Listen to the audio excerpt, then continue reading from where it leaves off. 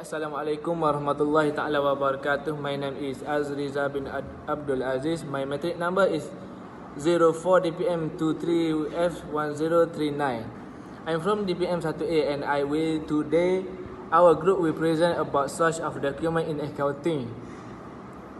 They are divided into three types of source document, such as source used before transaction, used for while transaction are big, and used after transaction are done. Order purchase from used to place, and order to purchase goods.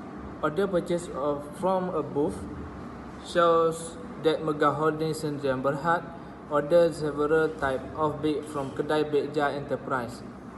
This form is sent by Mega Holding Sdn Bhd to Kedai Beja Enterprise.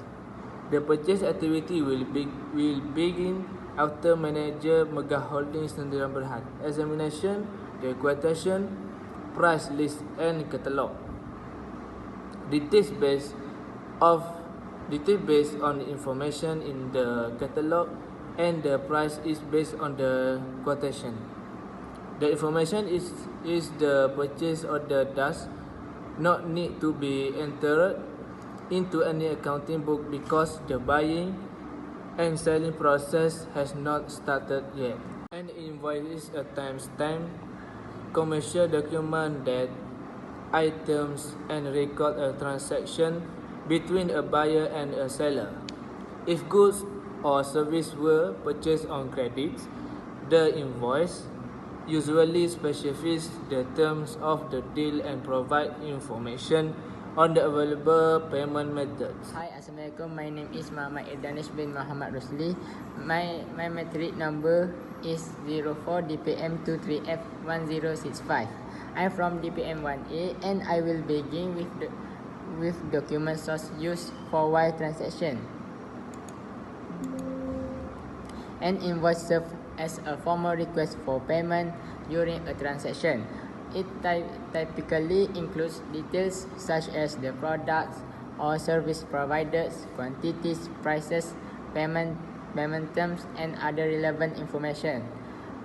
Both parties use the invoice as a reference to ensure accurate and timely payment. Additionally, it serves as a legal document in case of disputes of record-keeping purpose. A receipt is a source document used to acknowledge that payment has been made in a transaction. It includes details such as the date, amount paid, payment method, and a description of the goods or service. Receipts are crucial for both the buyer and the seller as they provide evidence of the complete transaction, help in tracking expenses, and serve as proof of payment. Keeping organized receipt is important for financial record keeping and may be required for returns, warranty, or accounting purpose. Hi, Assalamualaikum. My name is AHMAD Nazran Syahmi bin AZMI. My metric number is 04 DPM23F1006. I'm from DPM1A and I will begin with document source used after transaction are done. First of all, a sales invoice is a source document used after a transaction is complete. It serves as a formal request for payment from the buyer to the seller. The sales invoice includes details such as the date of the sale, a description of the product or service, quantities, price, payment terms, and other relevant information. Other than that, after transaction is done, the seller issues the sales invoice to the buyer, who is expected to make the payment based on the terms outlined in the invoice. The sales invoice is a crucial document for both parties as it provides a clear record of the sale, helps in tracking accounts receivables, and serves a basis. Receipt is a source document used after a transaction is complete to acknowledge that payment has been made. It typically contains details such as the date, amount paid, payment method, and a description of the goods or service provided. So, receipts serve as evidence of the complete transaction and are valuable for record keeping. proof of purchase, and potential future returns or warranties.